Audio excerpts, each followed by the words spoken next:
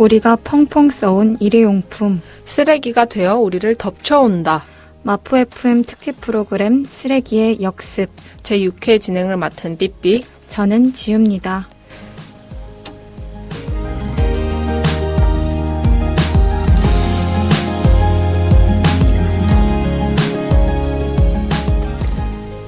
계속해서 늘어가고 있는 전 세계의 쓰레기. 그에 우리 지구도 위협을 받고 있죠. 도무지 가닥이 잡히지 않는 이 쓰레기 문제의 심각성을 알리기 위해 찾아왔습니다. 네, 지금부터 마포 FM 특집 프로그램 오늘 쓰레기의 역습과 함께 한다면요. 바로 내가 있는 동네에서부터 이 쓰레기 문제 해결할 수 있을 겁니다. 오늘도 쓰레기 문제와 관련된 다채로운 이야기 풀어가 볼 텐데요. 자, 그럼 본격적으로 쓰레기의 역습 시작하기 전에 캠페인 한 곡 듣고 오겠습니다.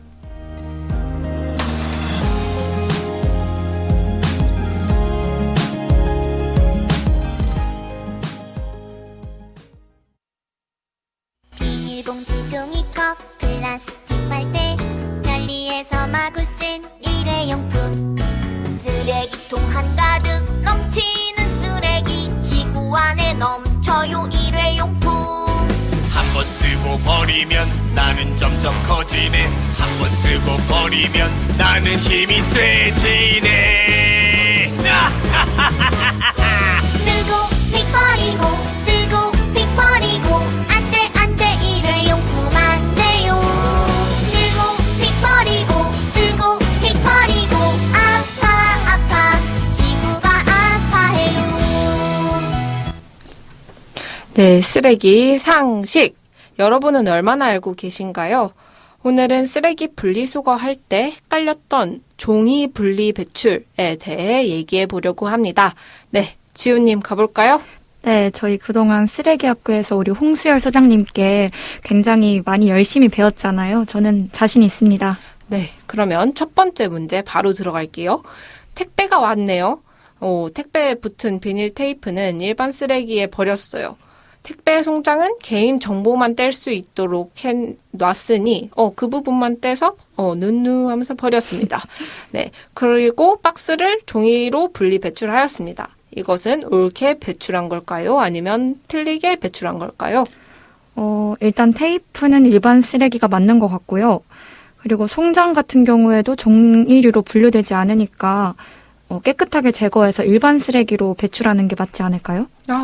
네, 역시 정답입니다. 와. 네, 최근에 송장만 뗄 수 있게 해서 개인정보 부분만 뗄 수 있게 해서 버릴 수 있는 게 나왔는데 그렇게 하면 그 밑에 송장은 코팅 처리가 되어 있는 부분들이 있어요. 그런 부분들과 접착제 부분은 또 분리수거가 안 되니 개인정보만 뗐다고 나는 분리 배출이 끝났다라고 생각하지 마시고 통째로 다 떼서 버려주셔야 옳게 배출을 해주시는 게 되겠습니다. 맞췄네요. 네네, 좋아요. 이제 두 번째 문제 가보겠습니다. 네. 네, 이번에는 간단히 OX가 아니라 주관식인데요. 틀린 부분을 찾아주셔야 합니다. 네. 네. 편의점에 가서 우유를 집으려다가 우유보다 탄소 발자국이 3분의 1밖에 안 된다는 기리유를 사 먹었어요. 네. 네. 다 마신 멸균팩은 잘 잘라서 물로 안쪽 면을 깨끗이 씻어서 종이로 배출해 주었습니다. 그리고 빨대는 일반 쓰레기로 배출했습니다. 자, 이 부분 중에서 틀린 부분은 어디일까요? 일단 귀리 우유팩은 종이류가 맞는 것 같고요. 네. 그리고 빨대는 일반 쓰레기가 아니지 않나요? 플라스틱 아닌가요? 네. 우선 헷갈리는 부분부터 집어보겠습니다. 첫 번째 빨대는 분리수거가 되지 않은 너무 작은 크기입니다. 네, 이게 선별장에 들어가면요, 이게 크기가 너무 작아서, 이제 일하시는 분들이 집어내지 못하고 다시 그냥 소각장으로 보내진다고 해요. 그러니 여러분도 빨대는 그냥 일반 쓰레기로 버려주시고, 이 부분은 맞는 부분이에요. 네. 그리고 틀린 것은 이 기리팩을 종이로 배출한 것입니다. 왜죠? 그죠. 이게 되게 종이로 배출되어야 할 것 같은데, 최근에 나오는 귀리팩은 멸균팩인 경우가 많아요. 이 경우는 햇빛을 막기 위해서 안쪽에 은색깔 부분이 있잖아요. 네. 그 부분이 알루미늄 코팅으로 더한 테트라팩이라고 하거든요. 네. 이런 경우는 재활용이 쉽지 않아서 별도로 분리 배출을 해주셔야 합니다. 이것은 우유가 들어있는 일반 종이팩도 마찬가지예요. 이게 양쪽 면이 다 부드럽잖아요. 네. 이게 코팅이 다 되어 있는 포티에틸렌이라는 것을 입혀놨기 때문이에요. 그래서 이것도 분리 배출을 해야 하는데 지호님은 이걸 알고 계셨나요? 아니요, 저는 그냥 팩이라고 하면 다 종이라고 생각을 해가지고 전혀 몰랐던 사실입니다. 네, 이게 사실 서울환경운동연합에서 2021년에 조사한 내용에 따르면 종이팩 분리 배출을 인지하고 있는 분이 지호님처럼 모르시는 분들이 절반가량이나 되셨어요. 네, 그래서 종이팩과 테트라팩 이것을 별도로 분리하는 분리 배출 창구 마련이 꼭 필요한 상황인데요. 네, 지호님은 이 종이팩을 재활용하면 어디다가 배출하시나요? 저는 오피스텔에 살다 보니까 그냥 그 재활용 이렇게 수거하는 그 함들이 있잖아요. 그냥 네네. 거기다가 넣었는데 잘못된 걸까요? 혹시 거기에 네. 종이팩 별도로 수거하는 함이 있었나요? 그런 거는 따로 없었어요.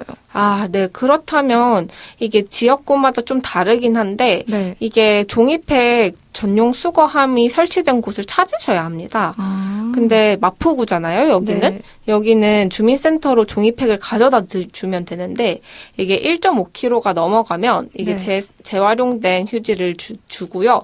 그리고 일부 다른 곳들에는 종이팩 수거 보상제가 마포구처럼 시행되는 곳도 있고 제도가 이렇게 일관적으로 이루어지진 않고 있기 때문에 주민들마다 이걸 확인해 주셔야 할 것 같습니다. 일단 홍보가 안 되니 저희도 모르는 게 어찌 보면 당연하기도 하네요. 네네. 그리고 또 제가 궁금한 거는 그러면 이 종이팩 재활용률은 어떻게 되는지가 궁금한데요. 아, 이게 저도 찾아봤는데, 다른 재질들에 비해서 종이팩이랑 테트라백 같은 경우에는 재활용률이 계속 떨어지고 있는 것 중에 하나예요. 네. 그래서 2013년까지는 계속 이 재활용률이 올라와서 35%까지 높아지다가 2020년부터는 계속 꾸준히 까지는 계속 낮아져요. 네. 그래서 이게 이제 16%까지 준 거예요. 거의 절반가량 줄었죠. 네. 그래서 이게 어떤 상황인지 환경단체가 뜯어서 보니까 종이팩 사용은 늘어나는데 이 재활용하기 위한 제도 개선은 그대로라고 그 이유를 분석을 하더라고요. 네, 우선 제도 개선이 시급할 것 같은데 그럼 일단 어떻게 해야 이 종이팩 재활용률을 높일 수가 있을까요? 이게 확실히 정부 차원에서 움직여주는 게 중요한 것 같더라고요. 이게 자원이 순환되려면 생산, 배출, 재활용 이 제품까지 수요가 유기적으로 맞물려야 하는데 그 체계 자체가 업계 관계자들은 붕괴됐다 이렇게 보더라고요. 이제 그러려면 첫 번째로 배출 과정. 이 배출 과정에서 시민들이 종이팩을 별도로 분리할 수 있게 정부가 체계를 재정비하고 홍보를 하는 시간이 동반되어야 할 거예요. 네. 네. 그리고 두 번째에서는 환경부는 생산자가 스스로 책임지고 재활용률을 높여야 하는 제도를 시행 중인데요. 그랬을 때 환경부가 할 수 있는 역할이 있겠죠. 바로 생산업체들에게 종이팩 재활용률 의무율을 높이는 겁니다. 그렇게 하면 종이팩 생산업체들이 벌금을 덜 내기 위해서 이 의무율을 더 지키려고 할 거예요. 그리고 세 번째, 이제 수요의 차례입니다. 이게 재활용한 휴지에 수요가 없다는 불만들 역시 존재하는데 정부가 해낼 수 있는 여지들이 더 많이 남아 있거든요. 네. 네, 이 재생 화장지 같은 경우를 공공기관 차원에서 아직 안 쓰고 있는데 이거를 쓰면 되는 거예요. 그래서 이것을 더 소비하는 등의 수요를 늘리면 정부에서 충분히 더 해낼 수 있는 역할들이 있다라고 보이고요. 이제 네 번째 마지막으로는 재활용 업체에서 이 인프라를 확충할 필요가 있는 거죠. 전국에 지금 10개 정도밖에 안 된다고 하더라고요. 그래서 정부의 지원이 더 들어가야 하는 상황입니다. 이렇게 촘촘하게 전 자원 생애 주기를 정부가 해내야지 이 종이팩 재활용률을 높일 수 있을 거예요. 네, 삐삐님께서 지금 4가지 정도로 정부의 역할들을 말씀을 해주셨는데 그렇다면 우리 시민들은 뭘 할 수가 있을까요? 네, 제가 앞서 강조한 대로 배출을 잘 하는 거죠. 이게 멸균팩이나 종이팩은 유제품이 담겨 있는 경우가 많잖아요. 네. 그리고 이게 보면은 흔들어 드세요라고 써져 있는 경우도 많잖아요. 네네. 그러니까 이 밑에 잘 보면 찌꺼기들이 남아 있거든요. 그러니까 이걸 잘라서 열어서 꼼꼼히 씻어 주셔야 합니다. 그리고 그렇지 않으면은 재활용 업체에서 가져가지 않거든요. 그래서 꼭 씻고 잘 말리셔야 합니다. 그리고 그것을 종이팩 전용 수거함이 있는 곳에 분리 배출해 주시면 되겠습니다. 그리고 저희가 추가로 오늘 맨 마지막 즈음에 쓰레기 톡톡에서 시민들이 집을 넘어서서 할 수 있는 것들을 찾아낸 화목일 프로젝트를 소개해 보려고 하는데요. 이제 조금만 기다리시면 함께 이 이야기를 들을 수 있을 테니 주파수를 고정해 주시길 바랍니다. 네, 시민들을 또 이제 배출 의무를 잘 지켜가지고 이런 것들을 배출하면 좋을 것 같네요. 그럼 이제 쓰레기 상식 퀴즈도 풀어봤으니 저희 캠페인송 한 곡 듣고 올게요.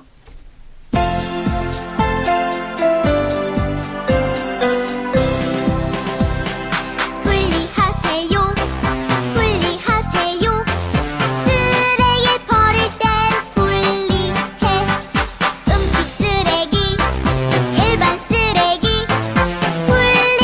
분리하세요 재활용품은 재활용해요 함부로 버리지 마세요 지켜야 해요 지켜야 해요 자연환경을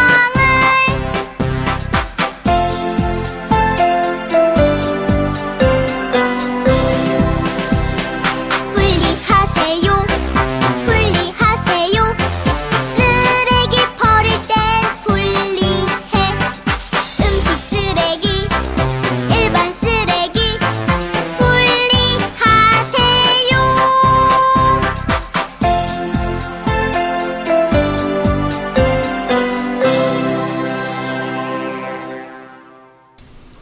이주의 쓰레기 뉴스. 이번 코너는 금주의 쓰레기 뉴스를 살펴보는 시간입니다. 오늘은 어떤 쓰레기 뉴스를 들고 오셨을까요? 드보라님. 네, 안녕하세요. 2주의 쓰레기 뉴스 김대보라입니다. 오늘 이야기해볼 주제는요, 바로 추석 선물 과대 포장인데요. 추석을 앞두고 혹시 감사의 마음을 전하기 위해 추석 선물을 구매해 보신 적 있으신가요? 네. 저는 최근에 이제 사회생활 시작하면서 처음 이제 친지들에게 선물을 보냈는데 아무래도 제가 비건이다 보니까 좀 친환경, 무농약 비건 음식을 선물로 드리는데 이게 좀 비건 음식 하면 흠칫하실 수 있겠지만 그냥 뻔한 참기름 선물, 떡 선물, 아니면 과일 같은 선물들을 드리는 편입니다. 저는 이제 제가 감사한 분들께 선물을 드렸는데, 일단은 추석에는 식품 선물이 최고잖아요. 맞아요. 그래서 마트에서 유명한 알루미늄 포장된 그 햄 뭔지 아시죠? 그거 이렇게 포장된 걸로 세트로 해서 드렸거든요. 그거랑 또 예쁘게 포장된 그런 과자 선물 그런 것들 드렸던 것 같아요. 그럼 저 혹시 궁금한 게 무농약 비건 음식도 혹시 과대 포장이 심각한가요? 제가 이게 협동조합에서 운영하는 그런 과대 포장에 민감한 그런 소비단체에서 사서 오히려 그 문제를 인식하고 덜 하는 곳을 소비하려고 하고 있어요. 그렇군요. 네, 아무래도 추석 때 과대 포장 문제가 굉장히 심각합니다. 저희는 감사한 마음을 표현하기 위해서 제품을 고르고 선물하는 건데 사실 이게 저희가 제품을 선물하는 게 아니라 지금은 쓰레기를 선물하고 있다고 봐도 무방한데요. 추석 때 쓰레기 수거장에 유난히 쓰레기가 쌓여있는 모습을 보신 적이 있으시죠? 네. 그럼 혹시 과대 포장으로 인해서 그 쓰레기 증가한 양이 어느 정도나 되나요? 네, 평소에 쓰레기 선별 시설에는 하루 평균에 50여 톤의 쓰레기가 들어옵니다. 그런데 추석 연휴 기간이 끝나고는 하루 평균 74여 톤의 규모의 쓰레기가 반입됩니다. 그래서 생활 폐기물 발생량이 평일 대비 20% 증가한다고 합니다. 아이고, 굉장히 많이 증가하는 건데, 그러면 이런 과대 포장을 줄이기 위한 대책이 있겠죠? 네, 있습니다. 일단 환경부에서는 추석 선물 상품에 한해서 추석에 과대포장 불시 점검을 실시하고 있습니다. 이때 과대포장 불시 점검을 실시해서 의심 제품이 확인되면 추가로 검사가 필요한데요. 이때 위반 상황이 확인되면 다시 제조사에게 최대 300만 원의 과태료가 부과됩니다. 그러면 그 과대포장을 했을 때 과태료의 기준이 있나요? 네, 있습니다. 일단 점검하고 단속하는 대상은 제가류, 주류, 화장품류, 잡화류, 그리고 종합제품이 있는데요. 일단 과대포장 관련 기준은 크게 공간과 포장 횟수로 나눌 수 있습니다. 일단은 공간으로 보자면 내부의 빈 공간 비율이 품목별로 10에서 35% 이하이면 과대포장이고요. 또 포장 횟수는 품목별로 1차 그리고 2차 이내로 포장되어야 합니다. 만약에 2차를 초과해서 포장을 하게 되면 그때는 과대포장으로 분류됩니다. 이때 기준을 초과하게 되면요. 100만 원의 과태료가 부과되고요. 또 이미 과태료를 부과돼서 냈는데도 시정하지 않았을 경우에는 2차 위반으로 200만 원, 그리고 3차 위반했을 때는 300만 원의 과태료가 부과됩니다. 이 과태료 부과한 게 좀 효과가 있나요? 이게 제가 생각했을 때는 되게 큰 금액이 아닌 것 같거든요. 기업들에게는. 맞습니다. 사실 이 과태료가 5년 전에도 동일하게 300만 원이었는데요. 제가 생각해도 굉장히 미미한 것 같은데 이 과태료 300만 원에 대해서 어떻게 생각하시나요? 300만 원 정도면은 꽤 큰 거 아닌가요? 제 생각에는 그래요. 저한테는 300만 원은 워낙 큰 돈이라서. 어떻게 생각하시나요? 여기서 봐야 할 게 네. 5년 전에도 똑같이 300만 원이었습니다. 지금 저희 물가 엄청나게 많이 오르고 있잖아요. 네. 근데 과태료는 전혀 오르지 않고 있는 모습이에요. 삐삐님은 어떻게 생각하시나요? 이게 주로 작은 기업들에게는 좀 큰 비용일 수 있겠지만 대부분 이런 과태료에 단속될 대상들 같은 경우에는 대기업일 거잖아요. 그렇죠. 그랬을 때 추석에 좀 더 크게 보이고 좀 요란스럽게 보여서 많이 판매가 된다면 300만 원쯤이야? 하면서 낼 수 있을 것 같아요. 그렇죠. 그리고 또 이것도 3번이 걸려서 300만 원인 거지 처음 걸렸을 땐 100만 원이거든요. 그래서 저는 이거의 실효성을 더 높이기 위해서는 과태료가 조금 더 많이 증가해야 한다고 봅니다. 저도 동감하는 바입니다. 음. 좀 이해가 안 되는 것은 이게 과대포장을 하면 그것도 다 비용인 거잖아요. 그렇죠. 근데 그 비용을 감수하고서도 이렇게 크게 계속 포장을 하는 것이 소비자들에게 먹힌다라고 기업들이 판단하고 있으니까 이렇게 만드는 거잖아요. 그렇죠. 이런 소비자들이 이런 걸 되게 분리수거하는 걸 좀 귀찮아한다라는 것을 알아주시면 좋겠다는 마음도 듭니다. 이게 이제는 더 이상 유효하지 않다는 것도 알아주시면 좋겠네요. 그렇죠. 그래서 이게 조금 더 소비자의 인식이 변하고 있어서 과대포장을 과대포장을 하지 않은 상품들도 출시되고 있다고 해요, 점점. 혹시 아까 지훈님께서 네. 햄을 사신다고 하셨잖아요. 네. 거기에 항상 노란 색깔 플라스틱이 덮여져 있는 모습 네네. 많이들 생각나시죠? 네. 네네. 너무 유명하죠. 그렇죠. 근데 이게 소비자가 이제 그런 거 필요 없다 하면서 그 노란색 플라스틱을 전체 반환했다고 해요. 그 기업에.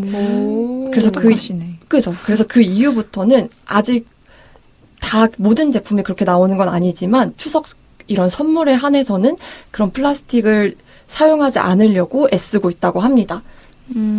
제가 알기로는 그 노란색 뚜껑이 한국에서만 이게 마케팅적인 요소로 쓰이고 있는 걸로 알고 있는데 왜 추석 때만 이렇게 반짝 우리 안 하고 있어? 이런 느낌으로 하는지도 의문이고 이 기후위기 시대에 좀 늦은 대처가 아닌가. 아직도 늦었다. 추석 때만 뺄 게 아닌 것 같습니다. 네, 맞습니다. 그리고 추가로 얘기하자면 사실 그 노란 플라스틱 뚜껑이 보관용도 아니고요. 정말 아무 의미 없는 그런 포장이기 때문에 저는 무조건 없어져야 한다. 앞으로 모든 제품이 다 없어져야 한다고 생각합니다. 그게 보관에 쓸모로도 작동하지 않는군요. 네, 그거 보관하라고 돼 있는 게 아니라고 하더라고요. 뭐 있는 거지? 그래서 저는 그게 왜 있지라는 생각이 들었습니다. 네. 근데 또 이게 다시 본론으로 제가 여쭤보고 싶은 게 네. 어쨌든 추석 선물과 관련해서 과대포장에 과태료가 부과된다고 하셨잖아요. 네. 근데 그 과태료를 부과하는 비율이 높은 편인가요? 아닙니다. 이렇게 단속을 실시하고 있는데도 실제로 과태료를 부과하는 일은 쉽지 않다고 하네요. 왜냐하면 일단 포장 크기나 횟수가 재질에 따라서 예외 규정이 많습니다. 일단 예를 들어보자. 2021년을 보면 추석 전국에서 1,400개를 단속했다고 해요. 근데 1,400개를 단속했는데 그중에서 과태료가 부과된 건 39개밖에 없다고 합니다. 굉장히 적은 숫자죠. 그러게요. 이게 면적을 계산하려고 했을 때 그 면적을 일일이 계산하는 것도 쉽지 않은 일이겠어요. 네, 맞습니다. 그리고 일단 제품마다 규정이 확실하게 정해져 있지 않다고 합니다. 이 제품 안에서 전 되게 촘촘하다고 생각했는데 그게 더 면밀히 짜여져야 되겠네요. 네, 그렇습니다. 그게 더 면밀하게 짜여져서 예외 규정이 없어졌을 때 확실히 과태료를 더 부과할 수 있습니다. 그리고 제 생각에는 아까 1,400개를 단속했는데 걸린 게 39개라고 하셨잖아요. 네. 근데 그 나머지 그 1,000 몇 개는 또 어디 숨어져서 뭐 안 걸리거나 좀 꼼수를 썼거나 그런 경우가 있지 않을까요? 일단 이 1,400개는 오프라인 매장에서 발견된 게 1,400개고요. 네. 지금 방금 꼼수가 있지 않을까라고 말씀하셨는데 사실 이런 사각지대가 있습니다. 불시 점검을 당하지 못하는 그런 사각지대가 있는데 혹시 어딘지 예상이 가십니까? 안 그래도 들으면서 네. 저는 이제 온라인으로 주문을 해서 선물을 그냥 제가 들고 가지 않고 친지 댁에다가 바로 보냈거든요. 맞습니다. 그럼 이런 온라인 제품 같은 것들은 단속을 어떻게 하는지가 궁금해지네요. 그렇네요. 최근에 SNS 선물하기 많이 사용하시죠? 네. 이게 다 온라인으로 구매되고 선물이 가는 건데 다 이게 택배를 통해서 받는 거잖아요. 이게 지금 택배물은 과대포장 단속이 이루어지지 않다고 합니다. 그렇게 되면 사실상 추석 선물을 몇 퍼센트를 온라인에서 사는 건지도 좀 궁금해지네요. 제가 생각했을 때는 이제는 온라인이 더 많아질 것 같은데 말이에요. 그렇죠. 앞으로는 온라인이 더 많아질 거고 추석 때는 특히나 온라인으로 선물하시는 분이 더 많다고 합니다. 혹시 그리고 이 선물하기를 사용하면서 과대포장에 놀란 적 없으신가요? 저 있는데요. 저 카카오톡 선물하기 굉장히 많이 받았거든요. 제 생일날에도 굉장히 많이 받았는데 저는 상자 박스가 엄청나게 크길래 일단 열어봤어요. 근데 또 큰 박스가 하나가 있는 거예요. 그래서 뭔가 큰 선물인가 하고 뜯어봤더니 진짜 거기에 한 3분의 1은 되나? 그 크기의 그런 화장품이 들어있더라고요. 그래서 엄청난 공간 낭비지 않나. 거기에 쇼핑백까지 요즘은 추가해서 맞아요. 오잖아요. 맞아요. 정말 이 선물하기에 과대포장 문제가 심각합니다.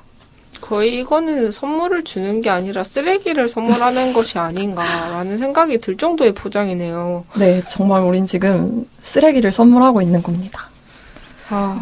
받을 땐 기분이 좋겠지만 이게 손을 많이 간다는 지점을 또 계속 이해해 주셨으면 좋겠습니다. 이게 다 집안일이잖아요. 맞아요. 네. 집안일입니다. 그리고 또 그래도 좋은 소식을 제가 좀 들려드리자면 그래도 택배물 단속이 내년 4월부터는 이루어진다고 하네요. 그래서 앞으로는 이런 선물하기 같은 것도 단속이 이루어질 것입니다. 내년 4월부터요. 그러면 어떤 방법으로 이루어지나요? 어디죠? 택배물이 상하차장. 그쵸. 상하차장에서 불시 점검을 실시한다고 합니다. 지금 불시 점검은 오프라인에서 마트나 매장에 가서 불시 점검이 이루어지는 거고, 네. 택배물은 그 상하차장에 가서 불시 점검이 이루어질 겁니다. 그것도 쉽지 않겠네요. 이게 택배를 다 뜯어보면 누군가의 선물을 뜯어봐야 되는 거잖아요. 맞아요. 그렇게 되면은, 중요한 것은 점검이라기보다는 생산자들도 이것에 역시 예민하게 이것을 줄여야 한다, 과대 표정을 줄여야 한다라는 인식 역시 중요할 것 같아요. 당연히 이 점검은 환영할 소식이고요. 그 방금 전에 생산자의 인식이 개선되어야 된다고 말씀해 주셨잖아요, 삐삐님께서. 네네. 그런데 저는 더 나아가서 소비자의 인식도 개선되어야 한다고 생각하는데요. 사실 저는 그렇게 생각해요. 여러분, 추석 선물이 이렇게 과대포장이 일어나는 이유가 뭐라고 생각합니까? 제 생각에는 그 크기만큼 뭔가 해준 것 같고 그런 이유 때문 아닐까요? 그쵸. 저희 추석에는 값비싼 것을 선물하고 싶은 마음 때문에 과대포장이 심각해집니다. 그래서 저희 소비자분들도 이러한 인식 개선이 필수적으로 이루어져야 한다고 생각합니다. 네, 그러면은 제 생각에는 소비자의 인식도 중요하지만 어쨌든 기업에서 이런 과대포장을 줄이는 게 더 중요할 것 같거든요. 네. 왜냐하면 소비자는 못 모르고 사잖아요. 이 선물해줄 때도 카카오톡 선물하기 온라인 같은 경우에는 뭐 안에 이렇게 볼 수도 없고 그냥 이렇게 광고되어 있는 사진으로만 보게 되는데 그러니까 이건 기업에서 해결해야 될 문제인 것 같고요. 네. 네, 여기까지 저희 드보라 리포터께서 추석 과대포장에 관한 뉴스를 갖고 와 주셨는데요. 네, 정말 고생 많으셨습니다. 네, 소비자 인식을 일단 기업과 함께 바꿔야 될 것 같고요. 그럼 우리 이제 다음 코너로 넘어가 볼까요, 삐삐님? 네, 이어지는 코너는요, 쓰레기 시사점. 쓰레기 시사를 통해 시사점을 찾아보는 코너입니다. 오늘은 어떤 시사를 들고 와주셨나요, 윤주님? 네, 안녕하세요. 쓰레기 시사점의 강윤주입니다. 이번 주 제가 가져온 주제는요, 바로 제로 웨이스트 운동입니다. 쓰레기 없는 삶의 방식, 일상에서 방출되는 일회용 쓰레기 사용을 최소화하려는 라이프 스타일을 뜻하는데요. 종이나 플라스틱 컵 대신 텀블러 사용하기, 또 배달 음식 다회용 용기에 포장하기 등 생활 속에서 사용할 수 있는 운동입니다. 혹시 여기서 실천하고 계시는 것들 있을까요? 저는 우선 그 화장품 샵 가면은 받는 그런 샘플들 있잖아요. 근데 그런 샘플들도 결국 일회용품이기 때문에 그런 샘플을 받지 않는 그런 것들을 하고 있고, 두 번째로는 마트 갈 때 무조건 에코백 갖고 가는 거, 그리고 마지막으로 빨대는 이제 플라스틱 뭐 종이 뭐든지 쓰레기니까 그냥 개인 빨대를 하나 사가지고 계속 다회용으로 사용하는 그 정도를 실천하고 있는 것 같습니다. 네, 저는요, 우선은 저 여성들의 경우에는 매달 생리를 하잖아요. 거기 그때 사용하는 생리대의 양도 만만치 않기 때문에 실리콘 소재로 되어 있는 생리컵이 있어요. 그거는 이제 매달 세척만 하고 소독만 해서 사용을 하면 돼서 생리컵을 사용하고 있고요. 되게 사소한 걸 수도 있는데 왜 어디 가면 깔아주는 휴지라든지 아니면 트레이에 받쳐서 나오는 종이라든지 아니라면 서브 땡땡에서 그 빵 베이킹 할 때 깔아주는 그 종이가 있어요. 유선지가 있는데 그걸 그대로 샌드위치에 싸달라고 한다든지 그런 작은 것들도 좀 예민하게 반응을 하는 편인 것 같고요. 한참 이제 완전 제로 웨이스트에 불타올랐을 때는 시장에 가서야만 두부를 사 먹을 수 있어요. 왜냐하면 두부집에 가서 용기를 내야지 플라스틱 없이 두부를 먹을 수 있으니까. 그리고 저는 요즘에 또 환절기라 비염이 되게 심해졌는데 꼭 손수건을 사용하는데 여러분들 코 풀 때 손수건을 쓰면 코가 안 옵니다. 이게 제로 웨이스트의 장점이고요. 손수건을 사용하고 뭐 이제 새로운 옷 사지 않고 중고 옷을 사는 것, 빨대 거절도 저도 일상화하는 편이고요. 뭐 이 정도 지금 떠오르는 건인 것 같습니다. 네. 진짜 다들 잘 실천하고 계시는 것 같아요. 지훈님도 그렇고 또 삐삐님이 말씀해주신 손수건 이거 진짜 네, 꿀팁인데요. 네, 너무 꿀팁이라서 사실 저도 비염이나 이제 환절기 때 콧물 진짜 많이 나는데 손수건을 한번 사용해봐야 될 것 같습니다. 이렇게 제로 웨이스트 운동을 통해서 자원 낭비를 줄이고 또 쓰레기 양 자체를 줄일 수 있어서 정말 좋은 운동인데요. 오늘은 이 제로 웨이스트에 대해서 저희가 잘 알지 못하는 부분들을 한번 이야기해볼까 합니다. 어떤 부분이 있을까요? 이제 첫 번째로는요, 2021년에 이제 제로 웨이스트 이제 약간 운동이 막 사회에 퍼지면서 10개 남짓하던 가게가 200개까지 이제 급증을 했는데요. 네. 팬데믹이 이제, 문제가 일어나기도 했고, 또 고물가 등의 이유로, 친환경 제품 소비를 잘 하지 않게 되면서 지금은 제로 웨이스트 상점이 거의 10% 이상 사라지게 됐다고 합니다. 네, 그러면서 이제 또 뭐 팔지 못한 재고들도 남아있게 되니까 그 부분도 사실 문제가 좀 될 수 있다고 하는 의견들도 있습니다. 이게 너무 슬픈 소식이네요. 10% 이상 사라지다니. 이게 사실 친환경 제품이라고 하면은 다회용이 많으니까 주변에 있는 시민들이 가서 사도 다시 금방 잘 사게 되지 않잖아요. 그러니까 이게 제품의 수명이 길다는 것이 장점이지만 가게 입장에서는 오히려 매출이 한 번 났다가 또 다시 나기까지는 되게 오래 걸리는, 어떻게 보면 우리가 테이블 회전율이라고 좀 얘기를 하잖아요. 식당들은.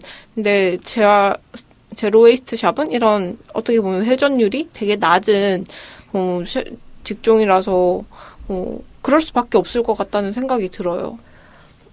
네. 실제로 이게 좀 제품 말씀해주신 대로 회전율이 좋지 않다 보니까 매출이 조금 안 나고 그냥 이제 인건비만 겨우 이제 유지를 하는 정도로 해서 이 제로 웨이스트 샵을 운영을 유지하는 게 조금 힘든 점도 많다고 하더라고요. 그래서 수요가 주니까 이 가격은 어쩔 수 없이 그렇게 책정이 되는 거군요. 네.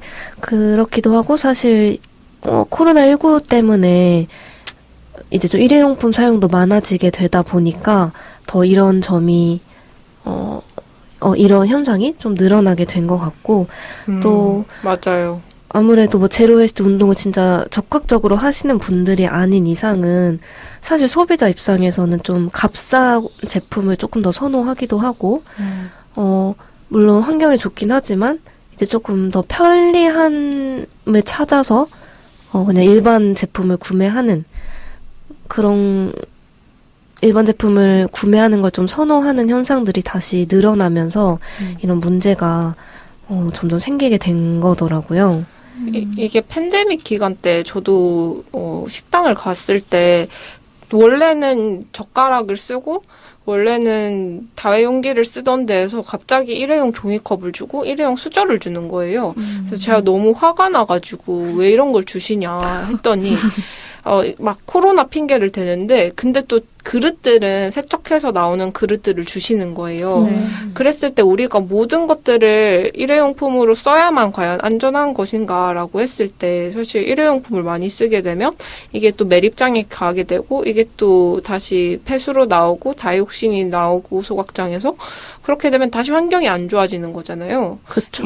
저는 이게 악순환이라고 생각을 하는데 이 고리들을 약간 상상하는 게 코로나 당시에는 우리가 좀 눈앞이 흐려진 상태로 있어서 그런지 이 코로나에 급급하니까 일회용품을 더 많이 쓴 게 아닌가라는 생각을 저는 그때 되게 많이 했습니다. 네. 아무래도 이게 장기적으로 보면은 어떻게 보면 일회용품 사용이 돈이 더 많이 들 수도 있거든요. 계속 쓰고 버리고 차라리 다회용을 씻어서 사용을 하든지 그게 더 뭐든지 효율적일 것 같다는 생각이 들어요. 맞아요. 환경적 비용을 무시할 순 없죠. 네, 그렇죠. 그렇죠. 그래서 사실 일반 소비자들이 막 이런 경우를 잘 모르고 그냥 이제 눈앞에 닥쳤을 때 그냥 급급하게 편리하고 싸니까 사는데 말씀해주신 대로 이걸 좀 길게 보면은 사실 다회용품을 더 사는 게 저렴하다는 거를 좀 모르시는 분들도 많은 것 같아요. 그래서 뭔가 많은 사람들이 이제 좀 친환경 제품이나 제로 웨이스트에 익숙해지도록 교육을 하는 방법들도 좀 많이 필요할 것 같고요. 뭐 환경을 위해서 무조건 행동하라는 것보다는 그냥 뭐 다회용품을 쓰는 게 당연하고 좀 당연한 일상으로 받아들일 수 있게 하는 게 더 중요하다고 저는 생각을 합니다. 네, 사실 다회용을 쓰던 게 우리의 일상이었는데 언제부터 이렇게 일회용품을 쓰는 게 저희의 일상이 됐는지는 모르겠고 그러한 지점에서 제로웨이스트 샵이 이렇게 흔들려가는 모습들을 들고 와주셨는데 그 지점들도 되게 속상하네요. 네, 그렇죠. 그리고 또 제로 웨이스트와 관련해서 또 이슈가 되는 게 바로 기업들의 제로 웨이스트 마케팅입니다. 이거 보면 속 터집니다. 네.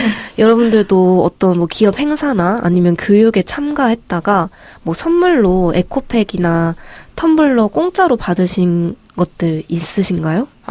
있죠. 많죠. 네. 많습니다. 저 같은 경우에는 뭐 사은품 이런 걸로 그런 거 받기도 하고요. 굉장히 많이 받았던 것 같은데요? 맞아요. 그리고 겉으로 보기에는 제가 생각했을 때 그냥 플라스틱 텀블러거든요. 그 내구성이 전혀 없어요. 보온의 역할도 없고. 근데 이게 다회용 다회용 뭐 컵이라면서 주는 거예요. 근데 이게 약간 조금 더 두꺼운 일회용 컵 같은 느낌밖에 안 드는 거죠.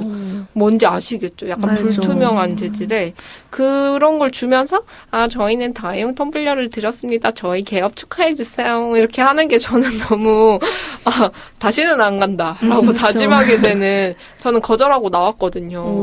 근데 옆에 있는 친구는 또 이런 걸 좋아하죠. 거절하기 힘드니까 또 그쵸. 받아서 오고 그런 걸 보면서 속이 터졌던 기억이 있습니다.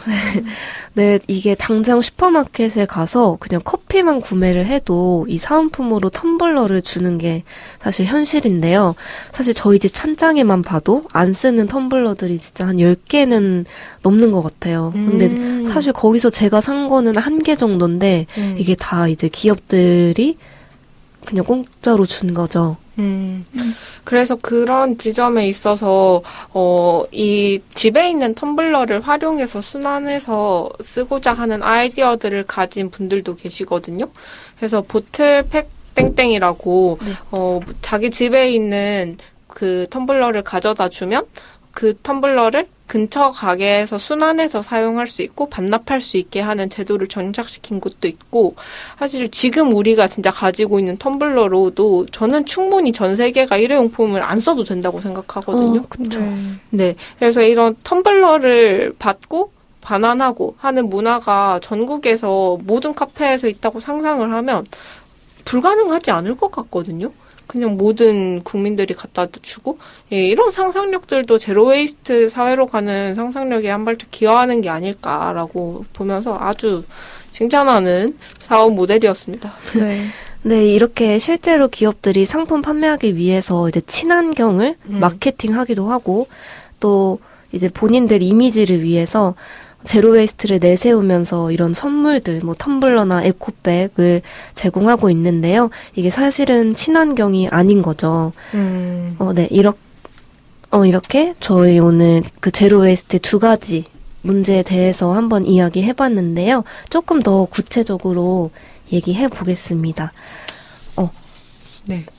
일단 삐삐님이랑 지호님 혹시 제로웨이스트 상점을 방문하거나 아니면 이용해 보신 적 있을까요? 저는 그 연남동에 네. 지땡땡이라는 그 제로 웨이스트 샵이 있거든요. 근데 거기가 좀 유명해요. 그래서 거기를 되게 이용을 했었어요. 왜냐면 거기가 뭐 스테인리스 빨대나 뭐 다회용 친환경 제품들이 굉장히 많았고 심지어 그 디자인도 굉장히 예뻤거든요. 네. 그리고 제가 그쪽에 갔던 제일 큰 이유는 거기서 비건 관련 무슨 음식? 좀 친환경 음식들 뭐 이런 거 파는데 그게 너무 맛있는 거예요. 네. 그래서 거기를 자주 애용했던 기억이 납니다.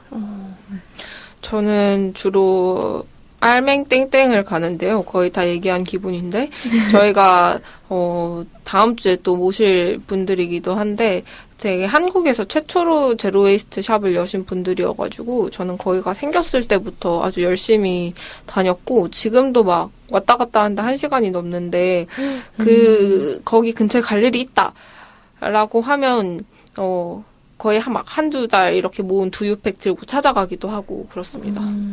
사실 방금 삐삐님이 말씀하신 것처럼 막 이렇게 제로웨이스트 상점들이 막 1시간 정도 가량 가야 될 정도로 조금 멀기도 하고 하잖아요. 맞아요. 접근성이 그렇게 좋진 않은 데들이 많죠. 네. 그래서 뭐 지윤님은 혹시 그 제로웨이스트 가게는 네. 그냥 그 음식이 맛있어서 갔다가 알게 되신 건가요? 그 상점은? 그냥 저는 걸어 다니다가 연남동 음. 자주 놀러 가거든요. 네. 맛집이 많다 보니 가다 보면은 좀 특이하게 생긴 그런 가게가 있는 거예요. 그래서 들어가 봤더니 그런 것들이 있어서 그냥 사 먹어 봤는데 맛있더라고요. 아, 사실 이런 높은 가격과도 접근성에 문제가 있다 보니까 네. 저도 한번 알아봤는데 스마트 서울맵이라는 홈페이지에서 우리 동네에 이제 있는 제로웨이스트 상점의 위치나 이런 거를 확인을 할 수 있더라고요. 혹시 알고 계셨나요? 몰랐습니다. 저는 알고는 있었는데 제로웨이스트 샵 같은 경우에는 업데이트가 잘 안 돼 있다고 들었어요. 그런 또 그게 또 문제가 문제점이. 있군요. 그래서 이게 그냥 자기 동네 치고 제로웨이스트 샵 이렇게 치는 게 좀 더 정확하고 빠를 수 있다. 그래서 저는 사실 알아보면서 이런 것도 있구나. 저희 동네도 한번 검색을 해서 찾아가 봐야겠다 해서 좀 알려드리려고 일단 한번 이야기를 해봤습니다. 네. 그 지도도 누군가에겐 도움이 될 수 있을 겁니다. 어플을 애용을 했으면 좋겠습니다. 음. 네, 오늘 여기까지 또 쓰레기 시사점 윤주 리포터가 또 제로웨이스트 샵에 관해서 또 그런 일회용품에 관해서 얘기를 나눠볼 수 있게 해주셨는데요. 네, 다음 주에도 또 어떤 주제를 갖고 오실지 정말 기대가 됩니다. 오늘 또 수고해주신 윤주님 감사합니다. 네, 감사합니다. 네, 오늘의 마지막 코너죠. 쓰레기 톡톡. 환경 문제 앞장서고 계시는 분들과 만나서 이야기 나눠보는 시간 가져볼 텐데요. 오늘 첫 번째로 쓰레기 톡톡과 함께할 분은요. 이 화목일 프로젝트를 만들고 이끌어 가시는 지역활동가 한방눈 대표님이신데요. 이 심각한 쓰레기 문제를 해결하기 위해서 정말 열띤 노력을 하고 계신 분이라고 합니다. 한방눈 대표님께서 바쁘셔가지고 저희가 전화 인터뷰로 요청드렸는데요. 네, 한방눈 대표님 안녕하세요. 네, 안녕하세요. 네, 반갑습니다. 우선 청취자분들께서 화목일 프로젝트를 처음 들어보셨을 것 같아요. 그래서 화목일 프로젝트는 어떤 활동을 하고 있는 곳인가요? 네, 화목일 프로젝트는 처음에 쓰레기 문제의 심각성을 알고 무엇라도 해보겠다고 나서 마을 주민들이 모여서 만들어진 주민 모임이고요. 처음에 모여서 무엇을 할까 고민을 하다가 제가 예전부터 그 우유랑 담겨 있는 종이팩, 그러니까 우유팩 아니면 주스나 뭐 이런 것들이 담겨져 있는 멸균팩들을 통합해서 종이팩이라고 하는데 종이팩을 재활용을 시키려면 주민센터에 가져다 줘야 된다는 게 생각이 났어요. 그래서 그 사람들을 종이팩들을 모아서 주민센터에 가져다 주는 활동을, 그러니까 종이팩의 재활용률을 높이기 위해서 종이팩을 주민센터에 가져다 주는 활동을 우선 하고 있습니다. 그래서 이 화목일 프로젝트 이름을 들으니까 종이팩을 그러면은 수거 활동하는 거를 화목일에만 하시는 건지 궁금해지는데 혹시 네. 화목일 프로젝트의 그런 이름에 어떤 의미가 있을까요? 저희도 화목일 프로젝트라고 하면, 그리고 이제 종이팩을 수거 가겠다고 하면, 화요일이랑 목요일에 오시냐고 여쭤보는 분들이 많이 계시는데요. 네. 저희가 처음에 모여서 이제 모임명을 어떻게 정할까 고민을 하다가, 저희가 2021년도에 결성이 됐는데, 결성하는 그때까지만 해도, 1월달까지만 해도 마포구에 또 이 쓰레기 수거일이 화요일, 목요일, 일요일이요. 예, 일요일이었어요. 네, 그래서 화목일 프로젝트라고 하게 됐고, 저희가 모임을 만들고 첫 활동을 시작하는 3월 달에 마포구에서 수거일을 주 5일로 변경이 되었습니다. 그래서 약간 마포구의 쓰레기 정책의 역사를 담고 있는 이름이라고 할 수 있겠습니다. 하마터면 월화수목금 프로젝트가 될 뻔했네요. 네, 그렇죠. 네. 그러면 지금 화목일 프로젝트는 어디서부터 시작해서 어느 정도 확장되어 있을까요? 저희가 처음에는 성산 일동에서 살고 있는 주민들이 모여서 만들었기 때문에 성산 일동에서부터 시작을 했고요.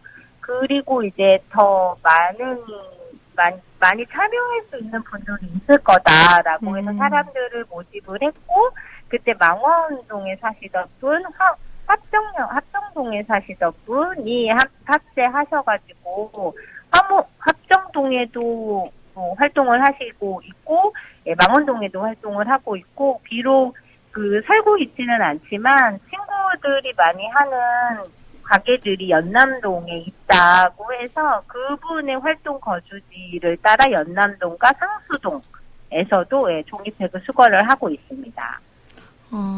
네, 굉장히 다양한 곳에서 많이 함께 해주시는 것 같은데, 혹시 그러면은 이런 화목일 프로젝트로 모은 종이팩들 있잖아요. 네. 그런 것들은 어떻게 활용이 되나요? 네, 저희가 처음에는 개인들의 종이팩을 모으려고 했었는데, 네. 종이팩을 모으다 보니까 개인이 모집하는 양보다 가게에서 정기적으로 배출하는 양들이 더 많다는 거를 깨닫게 됐고, 그래서 이제 가게들을 중심으로 종이팩을 모으게 됐거든요. 그러니까 정기적으로 모으다 보니 양도 많아졌고, 주민센터에 이 종이팩을 가져다 주면 서울 시내에 있는 지자체는 종이팩으로 휴지를 교환해주는 교환 사업을 하고 있어요. 그래서 이제 1kg당 종이팩 1kg당 휴지 두루마리 휴지 1개로 교환을 해줬고, 그렇게 해서 모은 휴지들은 사실 가게의 상점 주인분들께서 혹은 아르바이트 하시는 분들께서 활동을 하셔가지고 모아주신 것이기 때문에 저희가 쓰기보다는 필요한 곳에 좀 가져다 주자라고 해서 성산동에 있는 복지 NGO 마포 희망나눔이랑 망원 일동에 미혼모자 공동 생활가정인 애란 영수기라는 곳이 있거든요. 네. 저희가 그곳에 정기적으로 기부를 하고 있습니다. 그리고 또 궁금한 게 있는데, 말씀 네. 듣다 보니까 궁금해지는 게, 그러면 네. 이제 개인적으로 그런 주민센터나 이런 곳에 가져가도 똑같이 휴지를 받을 수 있는 거죠? 네, 그래요. 처음에는 1kg당 두루마리 휴지 1개로 바꿔줬는데, 작년 여름에서부터인가, 수량이랑이 맞지 않는다고 그래서, 마포구에서는 1.5kg당 두루마리 휴지 1개로 지금은 바꿔주고 있어요. 그래서 개인 분들도 집에서 종이팩을 올바르게 분리배출하는 방법이 비우고, 펴서 깨끗이 씻어서 잘 말리는 거거든요. 잘 말려서 1.5kg를 만들어 주민센터에 가져다 주면 두루마리 휴지를 받을 수가 있습니다. 근데 진짜 1.5kg 저 모아봤는데 정말 모으기 힘들더라고요. 맞아요. 저희가 종이팩을 수거를 하겠다고 마음먹은 이유도 그거였거든요. 개인이 노력을 한다고 해도 사실 일반 가정에서는 1kg를 모으는데 한 달 정도가 최소 한 달은 걸려요. 그러는데 다른 사람들이 모두 다 조그만 종이팩을 한꺼번에 다 모으면 1kg가 될 수 있다는 생각에 사실 저희가 수거를 하게 되었습니다. 어떻게 보면 종이팩 개처럼 작게 시작을 했었네요. 네, 그렇죠. 네, 지금 어떻게 활용되는지도 말씀 다 해주셨는데, 그러면 이 화목일 프로젝트를 하면서 변화를 실감을 한 적이 있으신가요? 처음에는 저희가 가게들을 저희가 개인이 배출하는 것보다 가게에서 배출하는 게 더 많다는 거를 알게 됐고, 가게들이 해줬으면 좋겠다고 생각을 했는데, 말씀을 드려도 종이팩을 올바르게 재활용시키려면 주민센터를 가야 하잖아요. 그죠. 사실 상점을 운영하는 입장에서는 9시부터 6시까지라는 시간을 지켜서 주민센터에 가져다 주기가 쉽지가 않더라고요. 그래서 저희가 도와드릴 테니 제발 상점에서는 잘 씻어서 말려서 모아만 달라. 저희가 수거를 해서 주민센터에 가져다 주겠다라고 하셨을 때 처음에는 되게 번거롭고 사실 귀찮은 일이잖아요. 예전에는 우유 다 먹으면 그냥 버리면 되는데 저희가 괜히 얘기를 해서 씻어야 됐고 펴서 말려서 모아야 하기까지 하니까 되게 번거로운 일이었는데 나중에는 이제 저희가 품을 내서 한다는 거를 이제 알게 되셨고 그러면서 더더욱 그러면 돈 안 받고도 하는 사람들이 있는데 내가 이걸 못하랴 이런 마음이 생겼다고 하시더라고요. 그래서 그 이후부터는 버릇이 돼서 처음엔 사실 좀 귀찮았는데 자꾸 하다 보니까 버릇이 돼서 지금은 집에서도 이렇게 닦고 있다 이런 얘기를 들었을 때 좀 되게 뿌듯했고요.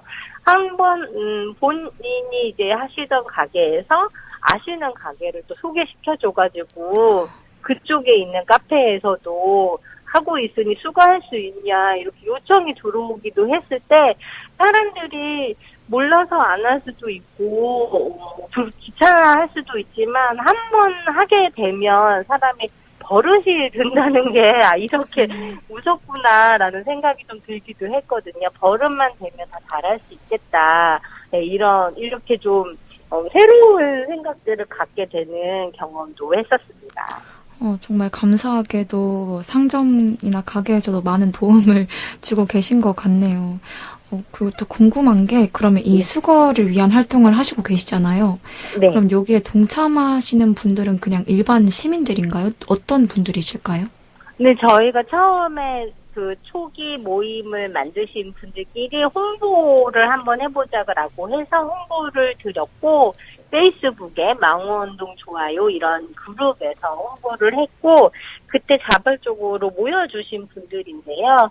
아기 엄마도 있고 직장 다니시는 분도 있고 예술가도 있으시고 그래요. 다양한 직업군이고 그렇게 다양한 연령대 로 성별도 다르시고 하시는 분들이 모여 있으시고요.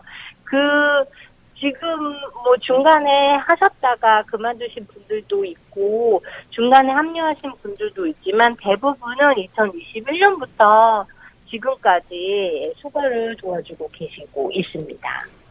네. 그러면은 이 청취자분들, 이 카페를 하시고 계시는 분들, 가게를 하고 계시는 분들, 혹은 그냥 시민분들이실 수도 있는데 정확히 한 번만 더 어떻게 함께 하려면 연락드리면 되는지 말씀해 주실 수 있나요?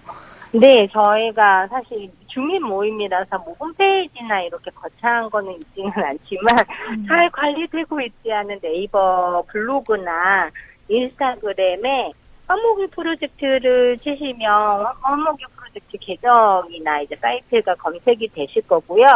저희는 사실 커피숍들은 이렇게 올 테니 씻어주세요 하시는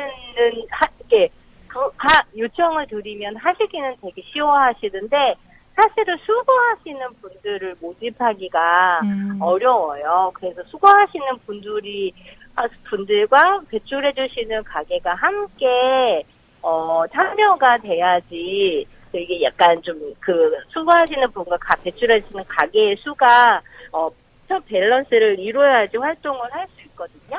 그래서 저희와 함께 종이팩 재활용률을 높이기 위해 가게에 일주일에 한 번씩 들르면서 수거를 하실 수 있으신 분이 있으시다면 저희 화목일 프로젝트 인스타 계정이나 블로그에 찾으셔서 연락처를 좀 남겨주시면 저희가 연락을 드리도록 하겠습니다.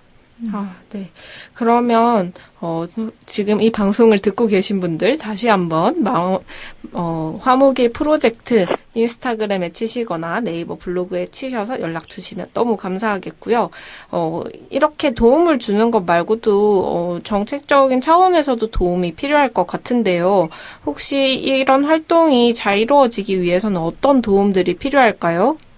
저희는 사실 저희가 이런 활동을 시작하게 된 거는 이런 재활용이 될 수 있는 자원들은 재활용을 적극적으로 시켜야 한다고 생각을 하고 사실 이게 이렇게 저희가 품을 내서 하다 보니까 개개인이 맡아서 하는 거는 한계가 있다라는 거를 좀 많이 느끼고 있거든요.